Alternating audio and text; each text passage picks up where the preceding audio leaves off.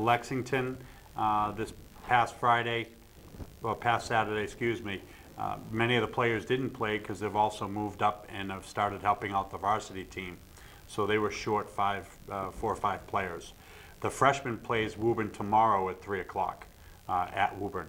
So if you have a chance to get there, they could obviously use your support both tomorrow and Saturday at 9:30 at Woburn Field. Recapping the final week for Winchester Pop Warner, on Halloween, the C teams participated in a round-robin dogfight to determine the playoff eligibility. Joe Scalaro's C Red team battled Melrose. After J.J. Tolentino's touchdown, Melrose scored and managed to convert the extra point, eliminating Joe Scalaro's C Red team. Melrose then lost to Saugus, which then had to play Dana Morocco's C Black team.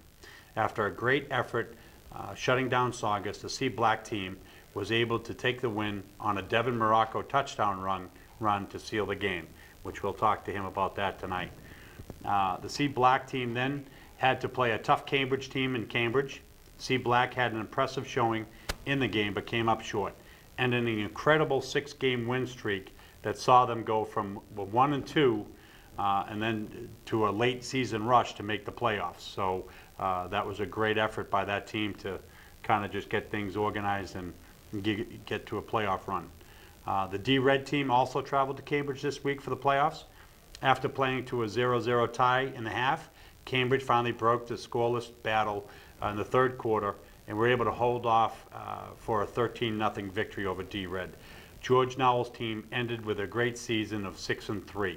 So that recaps our Pop Warner, and just to kind of go over that a little bit, that's every team was vying for a playoff spot at the last week of the season, which is phenomenal for a team that was in the second season of a program.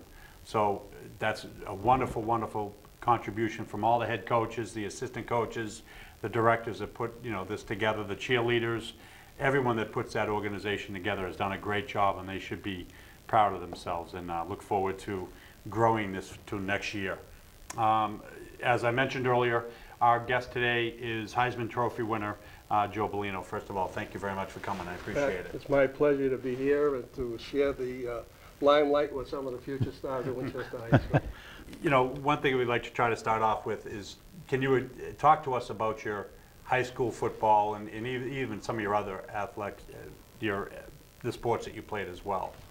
Oh, well, if we're going way back to 50 some odd years, I was fortunate to play sports here at Winchester at a time in which the sports programs at Winchester High were among the best in the States for many years.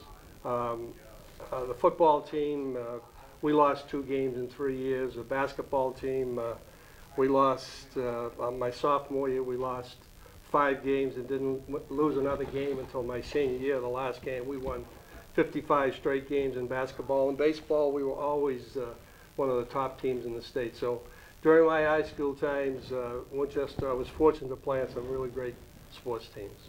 But not only football. It was tennis. It was hockey. The hockey team. I think you're going to bring forward a stat that's kind of interesting sometimes. Pretty amazing, this stat. Football went 7-1-1 in 1954 and 1955. Football went 7-1-1. Basketball went 20-0. And they were in the tournament, for the tournament, 3-0 for a tournament. They went 23-0. Hockey was 14-2-1. The state tournament was 5-0-0, and they won they went to the New England tournament. They were 1-2-0. Basically, a total for that group, a total combined was 50 wins, 5 losses, and 2 ties, 2 state championships.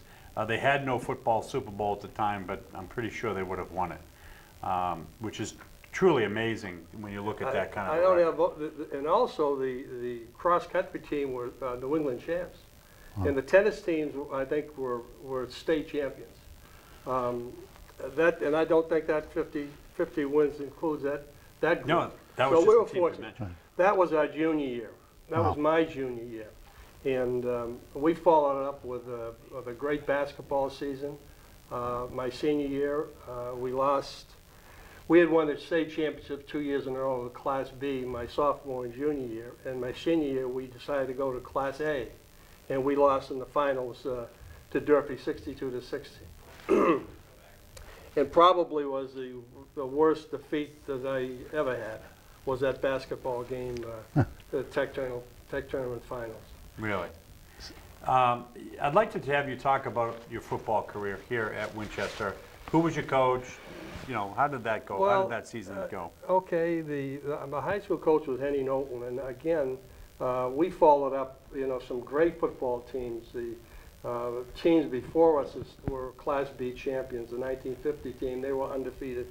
But Henny Knowlton has one fantastic record of victories on the football team, football field. But he was also the assistant coach. He was the athletic director. We were fortunate to have some great coaches. The basketball coach was Ted Bartlett up until my senior year, and then Jim Phillips. He coached us to an undefeated season during the Middlesex League when we lost the final game. But we were fortunate to have some great coaches here at Winchester. You know, and your career here was unbelievable. Joe Bellino obviously was born here in Winchester. He went to the Winchester school system. He was a 3-sport star at the high school. In baseball, he batted well over 400 and was courted by every major league team in baseball. The basketball team, which we had just talked about, he won the state championship his sophomore and junior years. But also he played halfback for Winchester's football team. That particular year in 1955, the season was shortened because of the polio epidemic. But tell me about your experience. Obviously, I ask this of everyone. You beat Woburn, which is the important thing. Yeah, our last year, as you mentioned, there was a polio scare. The school began a little late.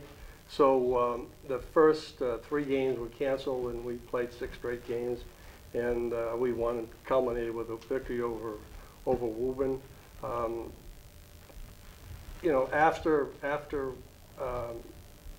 After my high school successful football season, I was courted by quite a few colleges. Had well over 75 scholarship offers. That's all, Joe? Really? That's all? 75? They didn't have as many teams schools back then.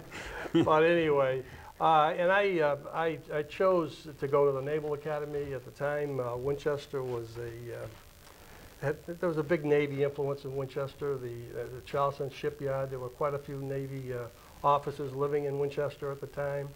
Some of my classmates in high school were Naval Academy graduates. Yeah, you attended the academy with somebody from Winchester? Yeah, Frank Dadlow. Yes. He was an end on our football team. We both went to prep school and both graduated from the Naval Academy. Played in the same team ever since we were 10 or 12 years old. So yeah, Frank was a great football player. Unfortunately, he passed away a number of years ago. He was on active duty, was stationed out in California and lived out there. He retired from the Navy, but passed away about 10 years ago. Yeah, Frank and I are very close friends. Obviously, your college career, just to give you a little bit, during the 1956, 1957 year, you played both football and basketball when you went to the Naval Academy at Annapolis. No, let's correct that. I played football and baseball. While at the Naval Academy, I was captain of the baseball team. We had one of the best teams the Naval Academy ever had in baseball, with a 24-1 record our last year. But and we made the World Series, but we weren't able to participate because soon after graduation, we all scattered, went aboard ship and submarine schools, and we weren't able to keep our team together to play in the college World Series. But we had a great baseball team. Well, you didn't have too bad of a football career there either. You rushed for 834 yards. You caught 15 passes for 264 yards and 3 touchdowns. Threw 2 touchdown passes, and you averaged 47.1 yards as a punter. and returned kicks and punts during your senior year. Total, I think you had 18 touchdowns while you were there. I had a very good last year. Yes, I I'd say did. that- Yeah, we had a good team at the Naval. We lost one game, lost to Duke. Played in the Orange Bowl that year, and unfortunately we lost to Missouri 21-14. I did have an exciting last year that led to winning the Heisman Trophy. Yeah, it was a, That was at a time in which there was single platoon football. We played both ways, offense and defense. did you So- play defense at? Oh yeah, I averaged well over 50 minutes a game. Did you really? So back then, it was single platoon football, we only dressed 33 players. Back then, it wasn't like they have nowadays where 11 players came in. You could only substitute one player anytime during the game. So in the change of possessions, you could substitute 2 players. And after a timeout, 3 players. So generally, if you were on offense and you punted the ball, 1 player came off, and that would generally be the quarterback. Yeah. So we played both ways, yes. You know, one fact when I was doing a little bit of research, and yes, I did actually use a computer to check some things on you. You beat out Mike Dicker for the Heisman Trophy. Well, Mike was one of the candidates Yeah. for the Heisman Trophy. He was Yeah, sixth. We've become very good friends over the years. And as a matter of fact, Mike also played. He was an end. He was also played baseball. He was the first baseman. And I remember one play specifically at the Naval Academy where I was a catcher at the Naval Academy. And he was rounding third base, and I had the ball, and he was going to run right. So, of course, I stood right in front of him, about 5 feet in front of the plate. But as he came by, and he, with that wild look that he has, and I sidestepped and tagged him out. And to this day, every time, he said, I remember that play. He said, I was going to croak you. And don't play it." Now, you played obviously for some great people, Henry Knowlton being one of them in high school. Yeah, Ted Bartlett on basketball, and Jim Phillips. Jim Phillips was he was the coach of our senior year. That's when we had won all the games except the last one. We averaged well over 80 points a game. Matter of fact, we scored over 100 points. We could have done it more than we did, but I think we scored over 100 points 3 times that year. What type of offense did you run In when you were in what? high school? We'll start with high school first. It was a wing tee offense, but we also did have a single platoon, a single wing offense, which some of the high schools are using now, which is a great offense. I really liked it. It's Absolutely. sort of all the backs are in there, and they're a little behind the line of scrimmage. And once the ball is snapped back there with the guys twisting and handing off, he could do an awful lot of things with some talented ball players. Well, the funny thing is, I mean, everyone does plan now and schemes for the spread offense. Right. So I do believe that there's a push throughout football to try to come up with something, whether old, new, or new, but they are looking for other alternatives to the spread offense to shake things up a bit. Now, going to the Naval Academy, I'd like to hear about some of those coaches. Obviously, Bill Belichick's dad was there, but why don't you talk about your coaching staff there? Well, the probably the best coach I ever had was this Wayne Harden. He was the head coach on offense, but he was the type of coach that he coached the players that he had. His offense changed with the players. He had some good runners when I played. Not only was I, a decent runner, but some of the substitutes were also very good runners. Following me was Roger Staubach. Roger Staubach, a quarterback, so he went to a passing type of offense that highlighted Roger Staubach. And I believe, and Roger does too, that if it weren't for Wayne Harden and the way he coached us and coached the team, that we wouldn't have been as successful as we were. So, so I credit him. Also, Steve Belichick was our games coach. And he was your backs He coach. was the tactical coach, yes. Well, I found that interesting that, you won the Heisman in 1960 with the running game, and 3 years later, Roger Staubach wins it with all kinds of passing records. Thanks So, to Wayne Harden. that's an amazing thing. So obviously, everyone knows Bill Belichick, so it is good to hear about his father and the fact that Bill was around your practices all the time. Can you share that? Because I know I've heard Mr. Belichick, Steve Belichick, say that you were the best athlete he ever coached? Well, it's strange, you know. You've heard that, but I remember sitting at an Army-Navy game between Steve Belichick and Bill Belichick. This was when Bill was a coach at the Giants. We were at an Army-Navy game, and Steve looked at me. He said, "Joe," he said, "you know something?" He said, "I keep looking at those films in college." He said, "When you played," he said, "you know." Well, it was strange. He was the scout coach, so he never saw us play the game. He was always the But he was so he never really saw me play in action, except for the films. And so he turns to me and says, "You know something?" He says, "You were pretty darn good." He goes. Thanks to you, Steve. Yeah. But he's you know, Bill Belichick is really a chip off the old block. I mean, his style of coaching and preparation for the game is an awful lot like his father did. There was no question that when Navy played a football game, when we played, Bill Belichick, Steve Belichick, the father, would tell us, look, he's looking at all the players, and he's about to go over the scout team. He says, look, what I'm telling you, if you execute the game plan that I have for this upcoming game, he said, you will win the game. And I can remember the day we played, all of the preparation before we played the #1 team in the country, the University of Washington out in Washington. They were ranked #1. We were early in the season, and this was my senior year. We were big underdogs. They had won the Rose Bowl the year before, 50-6, with all their players returning. And he turned around and said, look, I have a game plan that will win this next game. All you guys got to do is execute. And we believed it. And that's the way Bill Belichick is. That's why the players love him. Yeah, right. You know, I am curious about, you had the opportunity to do almost everything on a football field.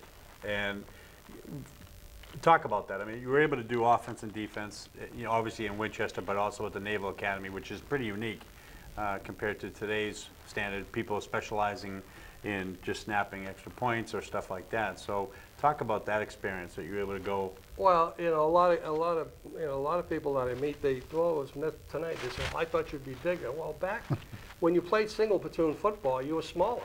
You had to be smaller.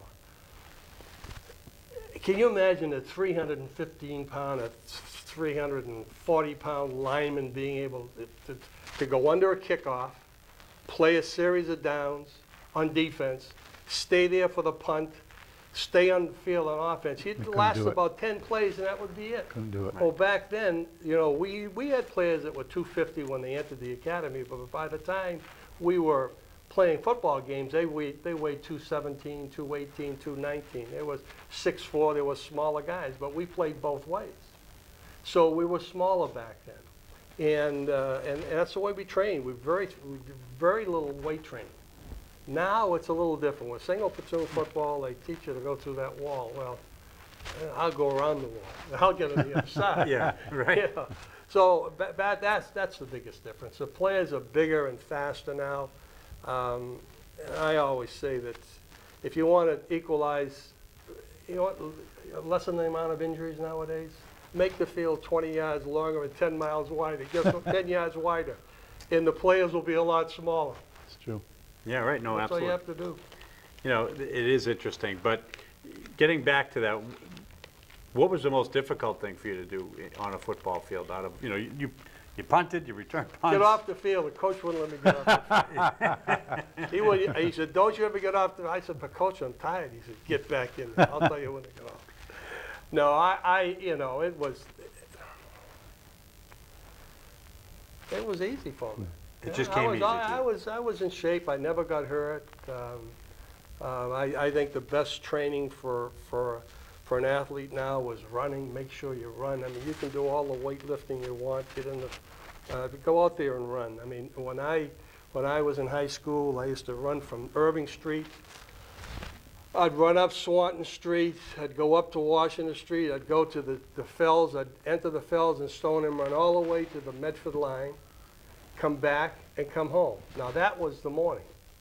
And then in the afternoon, I'd meet the guys down at the field. But I already did that, so I was always ahead of everyone else, I thought. And I felt that that's the way I would gain the advantage. I would, if they said run 10 100-yard sprints, I'd run 12, just to be there. No, that's great advice for kids to hear. I think that, you know, You can't fool, the only one you're fooling is yourself. You get out in the field and you win your games in practice. You don't win them on the day of the game. You can't wake up and say, okay, we have a game today, let's go win. You can't do it. It's got to be, as soon as the season's over, every day, every thought. So you got to you know, be on top of it. the difference between what I think from years ago to now, everything is scheduled. Even their workouts, they're scheduling it with some personal trainer. But I find it interesting that you went running by yourself, and you had to work that in there to take that advantage, and then go work with your team. And I think that's great advice for a lot of kids to have. So But you have to do something extra if you want to be an extra special guy on the sports teams or on the sports field. You got to do more than what the coaches ask you to do. Joe, No secret. we can go back to your high school years. This has probably never happened in Winchester history ever before. Can you just talk about these two teams in 1955, which you were part of? Lindsay, Oh, can you get yeah. a shot of these guys? Yeah, well, I think you've got a picture of the 1955 high school basketball team, which was my junior year. Yeah, And then you have the hockey team the same year. yeah. On the same night, we won the state championship in basketball and in hockey. Wow. We won it the basketball team won at the Boston Gardens, and then we went over to the arena, Northeast Arena, to watch the hockey team win their state championship. So- It's the first time it's ever been there. First time. That's pretty amazing. It really is. Thank you. you know, we take for granted about the Heisman Trophy because we all think everybody knows what that stands for. But it is, for some of you maybe watching that don't know, it's the most outstanding player in collegiate football. It was created in 1935, originally as the Downtown Athletic Club Trophy, but was renamed in 1936 at the death of the club's athletic director, John Heisman. So that's where the trophy came from.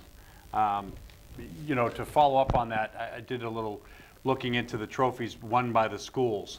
At this current time, Notre Dame has 7 Heisman Trophy winners, Ohio State has 7, USC has 6, Oklahoma has 5, Army, Auburn, Florida, Michigan, and Nebraska each have 3. Everyone else only has 2. Navy has 2 with Mr. Bellino and Roger Staubach, and everyone else has 1, really. So it's an amazing accomplishment that we have somebody from Winchester that was able to go and accomplish that all on the football field.